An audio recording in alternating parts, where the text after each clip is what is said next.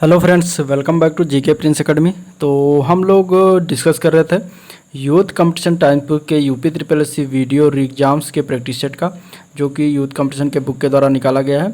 और इसमें 15 पेपर्स थे, जिसमें से 7 अनसॉल्व मैंने इस प्रीवियस ईयर के पेपर थे और बाकी 8 जो है प्रैक्टिस सेट है। तो ठीक है, तो इसको हम लोग देख रहे थे। और इसमें जो है प्रैक्टिस सेट की बात करेंगे तो 4 प्रैक्टिस सेट हो चुका है और सॉल्व पेपर जो है पूरा हो चुका है। ठीक है, तो आज का अगर टोटल देखेंगे तो 11वां जो है ये होगा आपका पेपर जीके का। ठीक है, तो चलिए वीडियो को स्टार्ट करते हैं। जीके का जो है प्रैक्टिस सेट 4 को हम इसमें डिस्कस करेंगे। इसके बाद ये जब एंड होगा तो इसके बाद इसमें हम हिंदी का स्टार्ट करेंगे, फिर इसमें रीजनिंग का भी है और यूथ कंपटीशन का रीजनिंग का एक चैप्टर वाइज बुक निकाला है वीडियो के लिए, तो उसको भी हम लोग बाद में बात करेंगे। ठीक है, तो चलिए आज का वीडियो स्टार्ट करते हैं। स्टार्ट करने से पहले अगर आप लोग चैनल पर नए हो, अभी तक सब्सक्राइब नहीं किया तो चैनल को सब्सक्राइब करें और अपने दोस्तों में ज़्यादा से ज़्यादा शेयर करें। ठीक है, वीडियो पसंद आया तो लाइक करिएगा।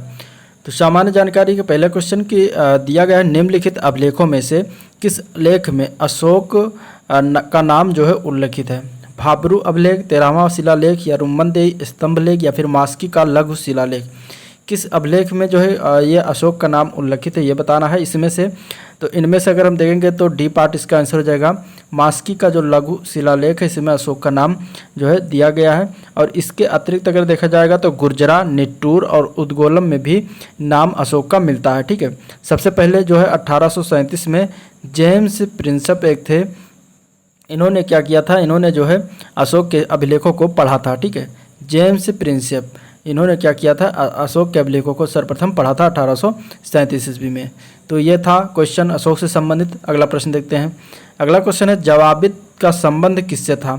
जवाबित का संबंध पूछा गया है कि किससे था? राज्य कानून से, या फिर मनसब प्रणाली का नियंत्रण करने वाले कानून से, या फिर टकसाल से संबंधित कानून से, या फिर कृषि संबंधित कर से? किससे संबंधित था जवाबित? ठीक है, तो जवाबित का आशय यानी जवाबित का अर्थ होता है राज्य के कानून से संबंधित, लॉ ऑफ स्टेट जिसको कहते हैं, ये राज्य के कानून से संबंधित होता है। तो आंसर इसका ए पार्ट हो जाएगा। ठीक है, अब इसमें जो है अगर देखेंगे तो जब कोई शासक जो है देश काल परिस्थिति के अनुसार प्रशासनिक सुविधाओं के लिए कोई कानून बनाता है तो उसको क्या कहा जाता है? जवाबित कानून कहा जाता है। ठीक है, जवाबित कानून कहा जाता है। तो आंसर इसका ए पार्ट हो जाएगा। अगला प्रश्न देखते हैं। अगला क्वेश्चन है, हुमायूं द्वारा लड़े गए 4 प्रमुख युद्धों की तिथि के अनुसार सही क्रम अंकित करना है और युद्ध स्थलों के नाम जो है नीचे दिए गए हैं। ठीक है, तो यानी कि इसमें बताना है कि सबसे पहले कौन सा हुमायूं के द्वारा लड़ा गया, इसके बाद फिर उसके बाद फिर उसके बाद। ठीक है, तो इसमें देखिए आप इसको अगर आपको इसमें डेट पता होगा तभी इस तरीके से क्वेश्चन को कर पाएंगे। तो अगर हम इसमें देखेंगे सर्वप्रथम तो आंसर इसका हो जाएगा डी पार्ट। ठीक है, देवरा का युद्ध सर्वप्रथम इसने लड़ा था, फिर इसके बाद चौसा का, फिर कन्नौज, फिर सरहिंद का। देवरा का युद्ध जो हुआ था वो जौनपुर की ओर अग्रसर और हुमायूं की सेना एवं महमूद लोदी की सेना के बीच 1532 में हुआ था। ठीक है, देवरा का युद्ध कब हुआ था? 1532 में हुआ था, जो कि एक देवरा का नामक स्थान है वहीं पर हुआ था। और इसमें क्या हुआ था? महमूद लोदी की पराजय हुई थी। इसके बाद चौसा का युद्ध जो है ये लड़ा गया था 1539 में। कब लड़ा गया था? 1539 में। यह युद्ध हुमायूं और शेर शाह के बीच जो है गंगा नदी के उत्तरी तट के स्थित चौसा नामक स्थान पर जो है यह लड़ा गया था। इस युद्ध में क्या हुआ था? हुमायूं जो है अपनी कुछ गलतियों के कारण यह हार गया था और चौसा के युद्ध में सफल होने के बाद शेर खान ने जो अपने आप को शेर शाह की उपाधि से ही सुसज्जित किया था। इसके बाद कन्नौज का युद्ध कब हुआ था? तो कन्नौज का युद्ध या इसको क्या कहते हैं? बिलग्राम। ठीक है, कन्नौज का युद्ध बिलग्राम या कन्नौज में लड़ा गया और इस लड़ाई में हुमायूं के साथ उसका भाई जो है हिंदाल और अस्करी भी था। फिर भी हुमायूं जो है पराजय हुआ इसमें और यह लड़ा गया था 1540 में। और सरहिंद का युद्ध जो हुआ था यह कब हुआ था? तो यह लड़ा गया था 1555 ईस्वी में। ठीक है, और इसमें क्या हुआ? इस संघर्ष में अफगान नेता का नेतृत्व बैरम खान ने किया था और इसमें हुमायूं को सफलता मिली थी। तो इस तरीके से आप देख सकते हैं कि देवरा का युद्ध जो हुआ था वो 1532 में, और चौसा का युद्ध हुआ था 1539 में, कन्नौज का युद्ध हुआ था 1540 में, सरहिंद का युद्ध हुआ था 1555 में। ठीक है, तो आंसर आपका इसमें क्या हो जाएगा? डी पार्ट हो जाएगा। नेक्स्ट क्वेश्चन देखते हैं। अगला क्वेश्चन है, निम्नलिखित में से कौन सा जनसंख्या की जननांकिकीय विशेषताओं का हिस्सा नहीं है इनमें से? तो देखिए इसका आंसर की बात करेंगे तो इसका आंसर हो जाएगा राइट बी पार्ट। ठीक है, आप लोग जो है इसको करके मतलब पूरा जो जितने 50 क्वेश्चन है टोटल, इसमें 50 क्वेश्चन के आप लोग भी करते रहिए और कमेंट बॉक्स में आप ये बता सकते हैं कि आपको कितने क्वेश्चन राइट हुआ और कितने क्वेश्चन गलत हुए, ठीक है। तो जिससे आप लोग अपना भी आंकड़ा लगा सकते हैं। तो इसका आंसर क्या हो जाएगा, इसका आंसर हो जाएगा बी पार्ट। रहन सहन का स्तर जो होता है वह जनसंख्या की जननांकिकीय विशेषताओं का जो है हिस्सा नहीं होता। बाकी जनसंख्या घनत्व, लिंगानुपात, ग्रामीण शहरी जनसंख्या, सब इसकी क्या होती हैं, विशेषताएं होती हैं। तो आंसर इसमें बी पार्ट हो जाएगा। अगला प्रश्न देखते हैं। अगला क्वेश्चन है, अगर कोई धन विधेयक लोकसभा द्वारा स्वीकृत हो जाए तो राज्यसभा इसे अधिक से अधिक रोक सकती है, कब तक रोक सकती है, ठीक है। इसका आंसर क्या हो जाएगा, देखिए इसका राइट आंसर हो जाएगा डी पार्ट, ठीक है। अधिक से अधिक 14 दिन तक राज्यसभा उसको रोक सकती है। तो आंसर इसका क्या हो जाएगा, डी पार्ट हो जाएगा। संविधान का एक अनुच्छेद 109 के 5, ठीक है, 109 का जो है 5 के अनुसार दिया गया, राज्यसभा धन विधेयक को अधिकतम 14 दिन तक रोक सकती है। 14 दिनों के बाद जो है धन विधेयक स्वतः ही राज्यसभा से पारित मान लिया जाता है। तो आपका आंसर इसमें क्या हो जाएगा, डी पार्ट हो जाएगा। अगला प्रश्न देखते हैं। भारत में प्रथम रेलवे लाइन किस ब्रिटिश गवर्नर के समय बिछाई गई थी, ठीक है। इसका आंसर क्या हो जाएगा, जो भारत में प्रथम जो रेलवे लाइन बिछाई गई थी वो कौन सा उस समय ब्रिटिश गवर्नर था जिसके काल में ये बिछाया गया, तो उस समय था लॉर्ड डलहौजी। इसका आंसर हो जाएगा ए पार्ट, ठीक है। डलहौजी के समय जो है 1853 में जो है बम्बई से थाने तक जो है ये रेल चली थी, ठीक है। बम्बई से थाने तक प्रथम रेल भारत में चली थी। तो आंसर इसका क्या हो जाएगा, ए पार्ट हो जाएगा। नेक्स्ट क्वेश्चन, अगला प्रश्न है, बिरसा मुंडा का कार्य क्षेत्र कौन सा था इनमें से, ठीक है। बिरसा मुंडा का कार्य क्षेत्र पूछा गया, इसमें से राइट आंसर क्या हो जाएगा, तो बिरसा मुंडा का कार्य क्षेत्र था रांची। आंसर इसका बी पार्ट हो जाएगा, ठीक है। और रांची से लेकर भागलपुर तक था।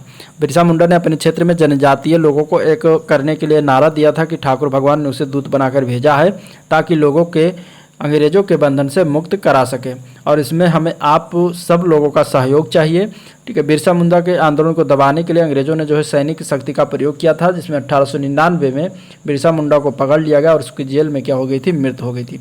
तो राइट आंसर इसमें बी पार्ट हो जाएगा। अगला प्रश्न देखते हैं।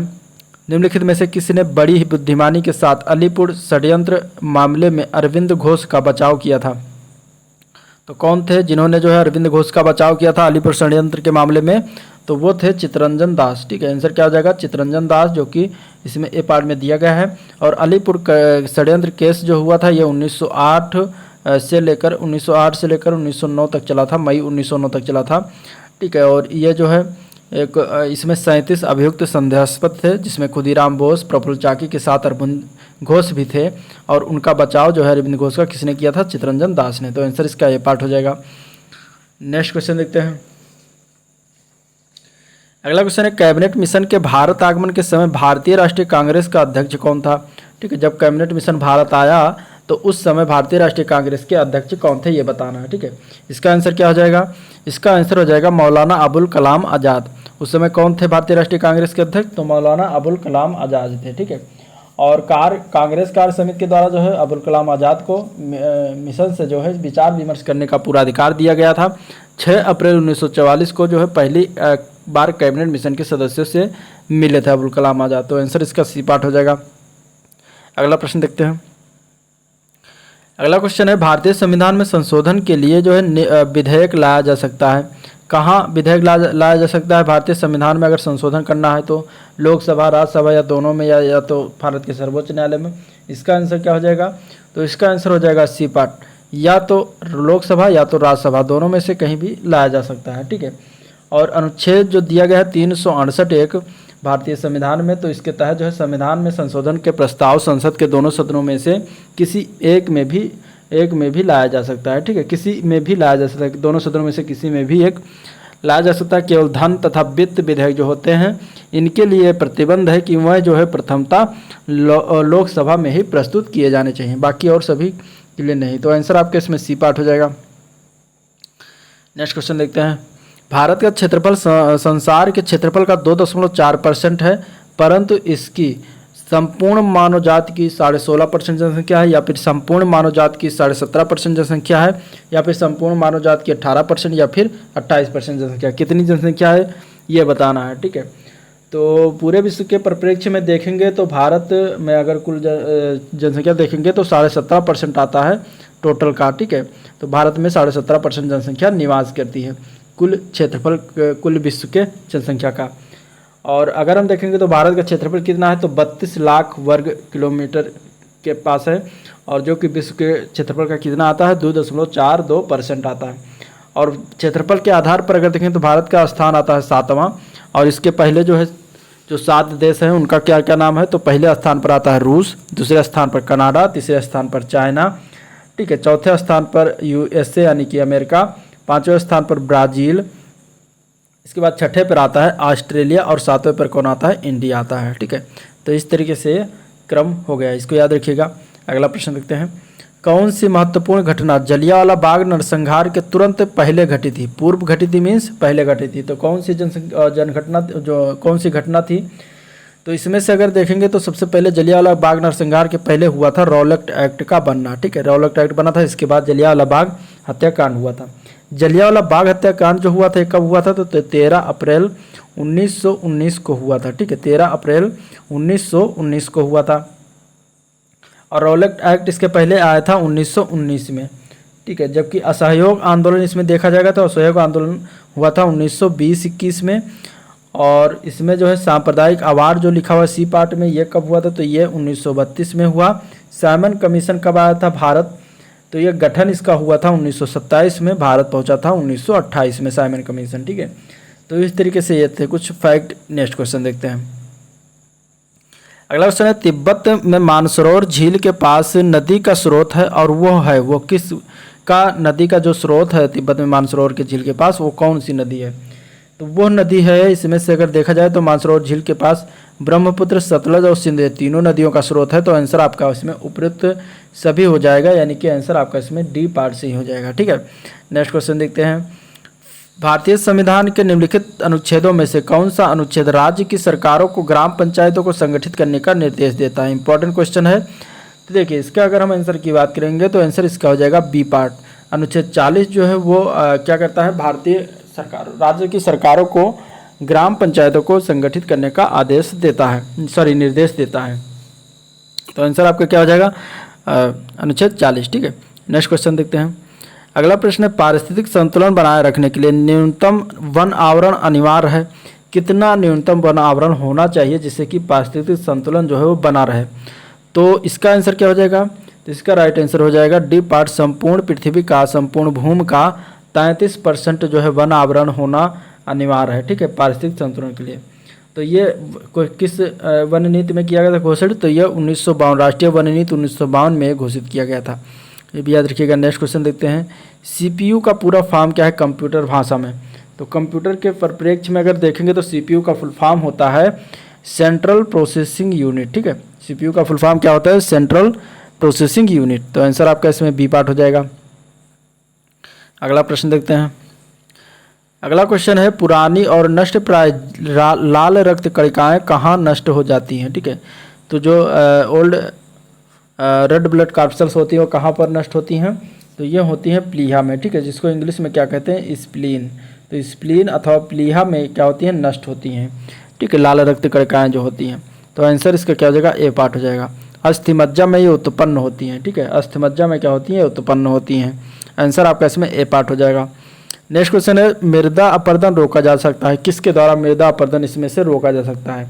तो इसका आंसर क्या हो जाएगा, तो इसका राइट आंसर हो जाएगा सी पार्ट, वनारोपण के द्वारा, ठीक है। वन रोपण यानी कि वन को लगाएंगे जब अधिक से अधिक तो मृदा अपरदन कम होगा, ठीक है। और चराई के द्वारा मृदा सबसे ज़्यादा होगा, वनस्पति के उन्मूलन करेंगे तब भी मृदा सबसे ज़्यादा होगा, मृदा अपरदन, ठीक है। नेक्स्ट क्वेश्चन देखते हैं। तो न्यायिक पुनरावलोकन का अर्थ क्या है कि उच्चतम न्यायालय, आगे बताना है कि न्यायिक पुनरावलोकन का अर्थ क्या होता है। तो उच्चतम न्यायालय क्या होता है, तो ये किसी भी राज्य के कानून को अवैध घोषित कर सकता है। तो इसमें आपका राइट आंसर डी पार्ट हो जाएगा, ठीक है।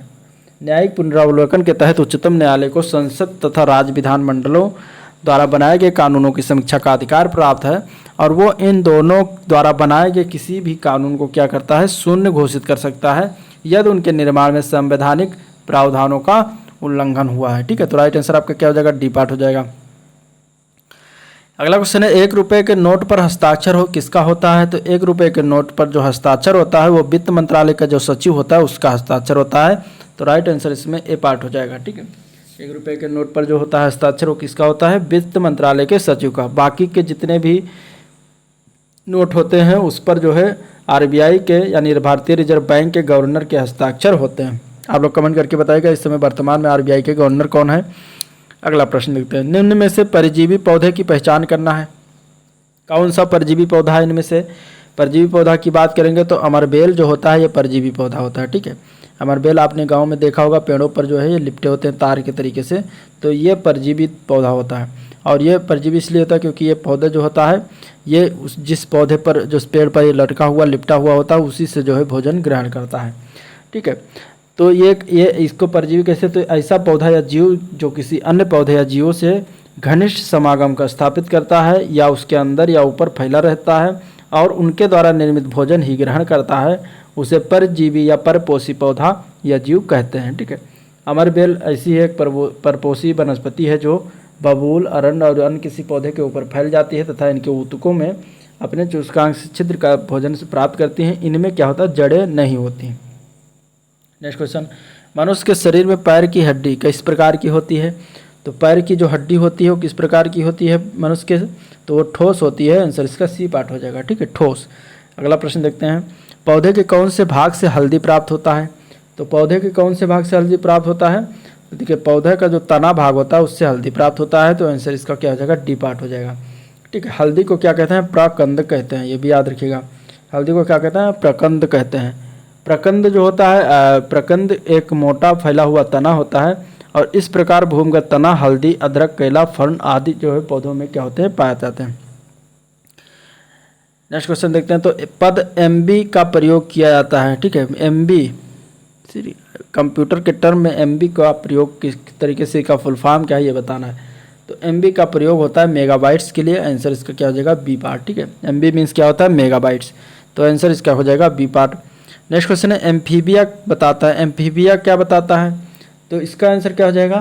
तो एम्फीबिया जो है ये जल अथवा स्थल दोनों पर ही रह सकने वाले पशुओं को कहा जाता है एम्फीबिया। तो आंसर इसका डी पार्ट हो जाएगा। ठीक है, जैसे कि मेंढक जल में भी रहता है और भूमि पर भी रहता है, तो एक एम्फीबिया ग्रुप में आता है। ठीक है, घड़ियाल भी जल में रहता है और भूमि पर रहता है। ठीक है, और अपना एक जो है नाम बताइएगा जो जल में भी रहता है और भूमि पर भी रह सकता है। ठीक है, तो ये आंसर हो जाएगा इसका डी पार्ट। नेक्स्ट क्वेश्चन देखते हैं, तो निम्नलिखित में से किस विटामिन में कोबाल्ट होता है? कोबाल्ट की बात कर रहा है तो कोबाल्ट जो होता है किस विटामिन पाया जाता है? तो ये विटामिन का नाम है विटामिन B12। ठीक है, विटामिन B12 क्या होता है? कोबाल्ट पाया जाता है और इसका नाम क्या है विटामिन B12 का? साइनोकोबालामिन। ठीक है, जिसमें क्या होता है? कोबाल्ट होता है। विटामिन 6 की बात करें तो इसका नाम है पायरिडॉक्सिन। पायरिडॉक्सिन जो है ये विटामिन B6 का नाम है। ठीक है, विटामिन अगर हम बात करेंगे इसकी कमी से क्या होता है विटामिन B6 के? तो त्वचा रोग होता है। विटामिन B1 की बात करेंगे तो थायमीन है, इसका नाम क्या है? थामीन है। ठीक है, इसकी कमी से बेरी रोग होता है। इसके बाद विटामिन B2 का नाम क्या है? तो राइबोफ्लेविन है, इसकी कमी से वृद्धि का रुकना, जीभ पर छाले पड़ने जैसे रोग हो जाता है। तो आपका इसमें राइट आंसर क्या हो जाएगा? डी पार्ट हो जाएगा। अगला प्रश्न देखते हैं, गन्ने के लाल सड़न रोग का कारण क्या होता है? तो गन्ने का लाल सड़न रोग जो होता है वो होता है किसके कारण होता है? ठीक है, ये बताना है। तो इसका आंसर हो जाएगा फफूंदी। ये फफूंदी के कारण होता है। आंसर इसका ए पार्ट हो जाएगा। ठीक है, फफूंदी को कवक कहा जाता है। नेक्स्ट क्वेश्चन है, भारतीय सब्जी अनुसंधान संस्थान ये कहाँ पर स्थित है? भारतीय सब्जी अनुसंधान संस्थान जो है ये स्थित है वाराणसी में। ठीक है, कहाँ पर स्थित है? वाराणसी में। आंसर इसका क्या हो जाएगा? डी पार्ट हो जाएगा, वाराणसी। सेब के फल में खाने योग्य का भाग क्या है? सेब के फल में खाने योग्य का जो भाग होता है वो गूदेदार पुष्पासन जो होता है ये खाया जाता है। तो आंसर इसका क्या हो जाएगा? बी पार्ट हो जाएगा। और सेब जो है एक फॉल्स फ्रूट है। ठीक है, फॉल्स फ्रूट है, ये भी पूछा जाता है सेब किस प्रकार का फ्रूट है? तो फॉल्स फ्रूट है, यानी कि झूठा फल जिसको हिंदी में कह सकते हैं। ठीक है, नेक्स्ट क्वेश्चन देखते हैं, निम्नलिखित में से ऊर्जा का कौन सा स्रोत व्यावसायिक स्रोत नहीं इनमें से? तो ऊर्जा का कौन सा स्रोत इसमें से व्यावसायिक स्रोत नहीं, तो वो है बायोगैस। आंसर इसका डी पार्ट हो जाएगा। बायोगैस जो होता है वो व्यावसायिक स्रोत नहीं होता। बायोगैस के मुख्य संगठक जो होता है मीथेन और कार्बन डाइऑक्साइड होते हैं। ठीक है, तो आपका आंसर इसमें क्या हो जाएगा? डी पार्ट हो जाएगा। अगला क्वेश्चन है, हरित गृह प्रभाव का अर्थ क्या है? हरित गृह प्रभाव का अर्थ पूछा गया है, तो इसका आंसर हो जाएगा ए पार्ट। वायुमंडल में ग्रीन हाउस गैसों के घनीकरण के कारण वायुमंडल के तापमान का बढ़ाना, ये हरित गृह प्रभाव का इस तरीके से अर्थ होता है। अब कुछ वायुमंडल में कुछ विशेष गैसें होती हैं, जैसे कि कार्बन डाइऑक्साइड हुआ, मीथेन है, सल्फर डाइऑक्साइड है। ये क्या है? ये इनकी अधिकता या फिर असंतुलित वृद्धि से पृथ्वी द्वारा परिवर्तित पार्थिव विकिरण इन गैसों द्वारा पूरी तरह से अवशोषित होने लगती है, जिसके चलते पृथ्वी के वायुमंडलीय तापमान में वृद्धि को क्या कहा जाता है? हरित गृह प्रभाव कहा जाता है। तो राइट आंसर आपका इसमें ये पार्ट हो जाएगा। भारतीय वन्य जीव संस्थान ये कहाँ पर स्थित है? तो भारतीय वन्य जीव संस्थान जो है ये देहरादून में स्थित है। देहरादून कहाँ पर है? उत्तराखंड में। तो आंसर आपका इसमें क्या हो जाएगा? सी पार्ट हो जाएगा। ठीक है, नेक्स्ट क्वेश्चन देखते हैं। भारत के अधिकांश वन्य जीव संरक्षित क्षेत्र जो है घिरे हुए हैं, और वो किससे घिरे हुए हैं? घने जंगलों से, नदियों और झीलों से, मानवीय बस्तियों से, या पहाड़ों और पर्वतों से। तो इसका राइट आंसर क्या हो जाएगा? तो राइट आंसर इसका हो जाएगा डी पार्ट। पर्वतों और पहाड़ियों से जो क्या है, वन्य जीव संरक्षित क्षेत्र जो है वो घिरे हुए हैं। तो आंसर आपका इसमें राइट डी पार्ट हो जाएगा। मदिरा के अतिशय सेवन से कौन सा रोग होता है? इसका क्या होगा आंसर? तो मदिरा के अतिशय सेवन से यकृत यानी कि लीवर का शोषण रोग हो जाता है। आंसर इसमें डी पार्ट हो जाएगा। ठीक है, आंसर क्या हो जाएगा? डी पार्ट हो जाए, जिसको क्या कहते हैं? सिरोसिस कहते हैं, लीवर सिरोसिस। तो सिरोसिस रोग जो होता है वो जो है मदिरा के अत्यधिक सेवन से होता है। ठीक है, तो आंसर आपका क्या हो जाएगा? इसमें डी पार्ट हो जाएगा। Next question. कार्बन डेटिंग निम्न की आयु निर्धारण हेतु जो है प्रयुक्त होती है। किसके लिए जो है प्रयुक्त किया जाता है कार्बन डेटिंग की आयु? तो कार्बन डेटिंग आयु जो किया था वो जीवाश्म के निर्धारण हेतु प्रयोग किया जाता है। तो आंसर इसका सी पार्ट हो जाएगा, सॉरी ए पार्ट हो जाएगा, जीवाश्म। उत्तर प्रदेश का सबसे बड़ा वन्यजीव विहार कौन सा है? उत्तर प्रदेश का सबसे बड़ा वन्यजीव विहार जो है वो हस्तिनापुर है। आंसर इसका सी पार्ट हो जाएगा, हस्तिनापुर। ठीक है, ये वन्यजीव विहार जो है मेरठ, मुरादाबाद, मुजफ्फरनगर, गाजियाबाद में फैला हुआ है। इसकी स्थापना 1986 में हुआ था। ठीक है, तो आंसर आपका क्या हो जाएगा? इसमें सी पार्ट हो जाएगा। नेक्स्ट क्वेश्चन है, निम्नलिखित में से किसने इंडियन इकोनॉमी गांधीयन ब्लूप्रिंट नामक पुस्तक लिखा है? किसके द्वारा ये पुस्तक लिखा गया है? तो ये पुस्तक लिखा है चौधरी चरण सिंह ने। तो आंसर इसका क्या हो जाएगा? आंसर इसका डी पार्ट हो जाएगा, चौधरी चरण सिंह। ठीक है, अगला प्रश्न देखते हैं। गेहूं की सिंचाई है तो अति क्रांतिक अवस्था कौन सी होती है? तो गेहूं की सिंचाई के लिए जो है ताज निकलने की अवस्था जो होती है उस पर जो है सिंचाई किया जाता है, और ये क्रांतिक अवस्था होती है सिंचाई करने की। ठीक है, आंसर क्या हो जाएगा? ए पार्ट हो जाएगा। गेहूं जो होता है वो शीतोष्ण कटिबंधीय प्रदेश का पौधा होता है, और इसको वार्षिक वर्षा जो होता है 50 सेंटीमीटर से 100 सेंटीमीटर के तक होनी चाहिए। बोने के 21 से 25 दिन के अंदर सिंचाई अति आवश्यक हो जाती है। तो आंसर आपका इसमें ए पार्ट हो जाएगा। Next question. निम्नलिखित में से कौन सा शहर गंगा नदी के किनारे स्थित नहीं है? ठीक है, नहीं है तो बताना है कौन सा शहर। तो गंगा नदी के किनारे स्थित शहर जो वह नहीं है वो है फतेहपुर। ठीक है, फतेहपुर जो है वो गंगा नदी के किनारे नहीं स्थित है। गंगा नदी के किनारे स्थित नगर की बात करेंगे तो वाराणसी, इलाहाबाद, कानपुर, हरिद्वार, भागलपुर, ये सब गंगा नदी के किनारे स्थित है। अगला क्वेश्चन। निम्नलिखित में से किस मौर्य राजा ने दक्कन की विजय प्राप्त की थी? तो दक्कन की विजय किसने प्राप्त किया था? तो ये प्राप्त किया गया था चंद्रगुप्त मौर्य के द्वारा। आंसर इसका बी पार्ट हो जाएगा, चंद्रगुप्त मौर्य। ठीक है, अगला प्रश्न देखते हैं। अगला क्वेश्चन है, निम्न में से किस संस्थान का मुख्यालय रोम में है? इसमें से यूनिसेफ, ILO, IFO और IFO। ठीक है, FAO और IFO, इनमें से किसका स्थान जो है, किसका मुख्यालय कहाँ पर है? रोम में है। किसका ये बताना है। तो रोम में जो है FAO का है। आंसर इसका सी पार्ट हो जाएगा। FAO means food and agriculture organization, इसका फुल फॉर्म बनता है। इसका मुख्यालय जो है इटली की राजधानी जो रोम है वहाँ पर है, और इसकी स्थापना हुई थी 1945 में। ठीक है, तो आंसर आपका इसमें सी पार्ट हो जाएगा।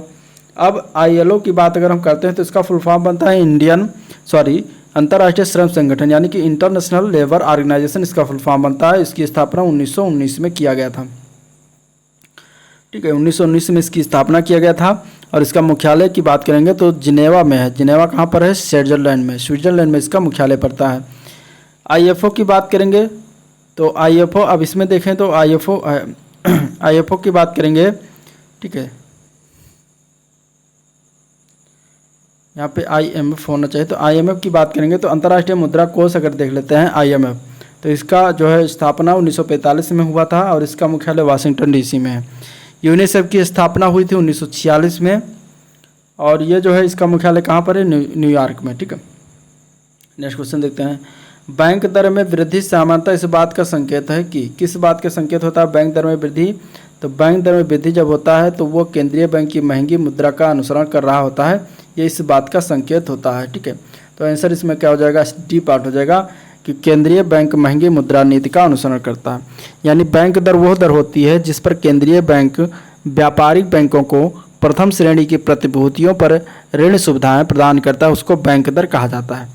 सामान्यतः जब देश में महंगी मुद्रा नीति का अनुसरण किया जाता है तो बैंक दर में वृद्धि की जाती है, जबकि सस्ती मुद्रा नीति का अनुसरण करने पर बैंक दर में कमी की जाती है। तो राइट आंसर इसमें डी पार्ट हो जाएगा।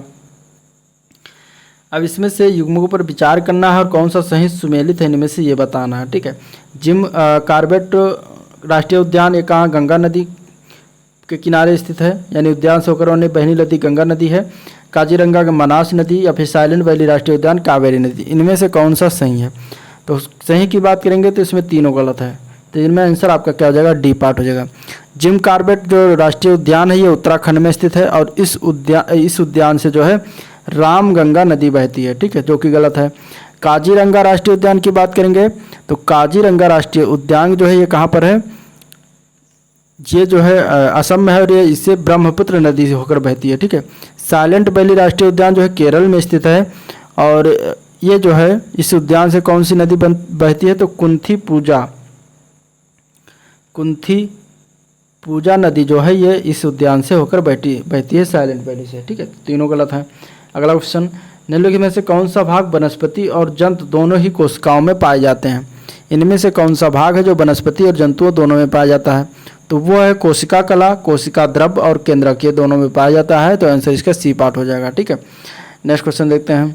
वो कौन सा यौगिक है जो सफ़ेद ठोस है और जो वायु से जल वाष्प को अवशोषित करता है? इनमें से तो कौन सा यौगिक हो जाएगा, तो वो कैल्शियम क्लोराइड होता है। आंसर इसका बी पार्ट हो जाएगा, कैल्शियम क्लोराइड। ठीक है, संयुक्त राष्ट्र अंतर्राष्ट्रीय शांति सैनिक दिवस, संयुक्त राष्ट्र अंतर्राष्ट्रीय शांति सैनिक दिवस जो है ये कब मनाया जाता है? तो ये मनाया जाता है 29 मई को। आंसर इसका बी पार्ट हो जाएगा। ठीक है, 29 मई को ये मनाया जाता है संपूर्ण विश्व में। निम्नलिखित में से किसने आयुष्मान भारत स्वास्थ्य और संरचना मिशन शुभारंभ किया? तो किसके द्वारा शुभारंभ किया गया है? तो ये नरेंद्र मोदी ने शुभारंभ किया है। इसका आंसर आपका ए पार्ट हो जाएगा, नरेंद्र मोदी। ठीक है, 25 अक्टूबर 2021 को ये स्टार्ट किया गया था वाराणसी से, तो ये भी याद रखिएगा। निम्नलिखित में से किस तिथि को विश्व विकास सूचना दिवस मनाया जाता है? ठीक है, विश्व विकास सूचना दिवस किस तिथि को मनाते हैं? तो ये मनाया जाता है 24 अक्टूबर को। आंसर इसका बी पार्ट हो जाएगा, 24 अक्टूबर। हाल ही में किस देश में साल्मोनेला बैक्टीरिया संक्रमण के सैकड़ों मामले सामने आए हैं? तो अमेरिका में जो है ये मामले सामने आया हुआ है। तो आंसर इसका आपका क्या हो जाएगा, सी पार्ट हो जाएगा, अमेरिका। ठीक है, नेक्स्ट क्वेश्चन। नवंबर में जो है नवंबर 2021 में होने वाला अंतर्राष्ट्रीय फिल्म महोत्सव का आयोजन कहाँ पर हुआ? तो इसका आयोजन हुआ गोवा में। राइट आंसर इसका ए पार्ट हो जाएगा, गोवा। ठीक है, और गोवा की राजधानी जो है पणजी, वहाँ पर इसका आयोजन किया गया है। तो ये था आज का ओवरऑल वीडियो जिसमें हम लोगों ने जीके के प्रैक्टिस सेट को देखा। अगर वीडियो पसंद आया तो लाइक करिए, चैनल को सब्सक्राइब कर लीजिएगा, साथ में अपने दोस्तों में ज़्यादा से ज़्यादा शेयर कर दीजिएगा। ठीक है, तो आज का वीडियो एंड करते हैं। इसमें और 2 या 3 समथिंग 3 प्रैक्टिस सेट्स में बचे हुए हैं, तो उसको भी हम कंप्लीट करा देंगे 2-3 दिनों में। और बाकी ये यूथ का जो है जीके का पूरा कंप्लीट हो जाएगा। इसके बाद हम हिंदी का स्टार्ट करेंगे, हिंदी का पूरा कंप्लीट कराएंगे, फिर रीजनिंग का देखेंगे। ठीक है, तो वीडियो एंड करते हैं, मिलते हैं नेक्स्ट वीडियो में। तब तक के लिए थैंक यू, नमस्कार।